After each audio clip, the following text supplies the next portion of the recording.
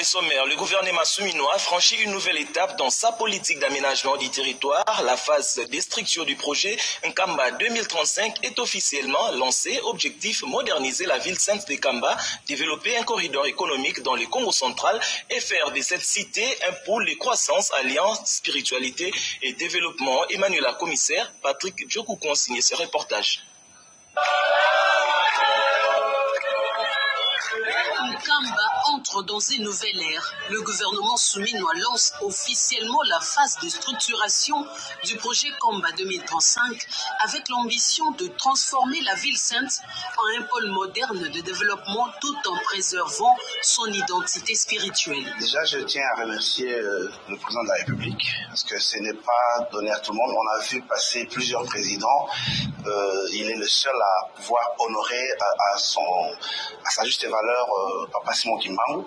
Déjà, en accordant la journée du 6 avril comme sommet payé, ce n'était pas rien.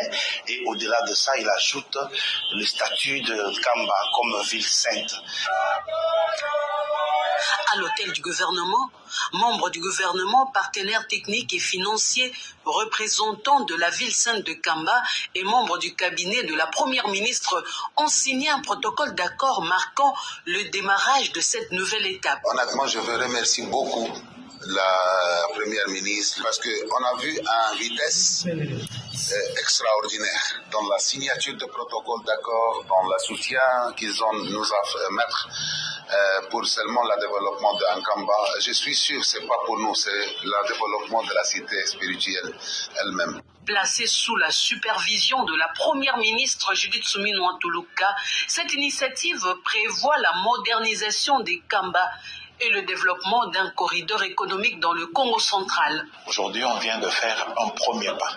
Le premier pas le plus décisif, c'est-à-dire la signature du protocole d'accord, qui marque le début d'un processus.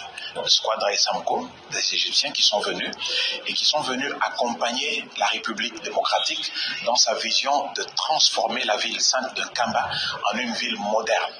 Non seulement en faire une ville moderne, mais en faire un incubateur de développement régional et créer un corridor industriel, économique, touristique.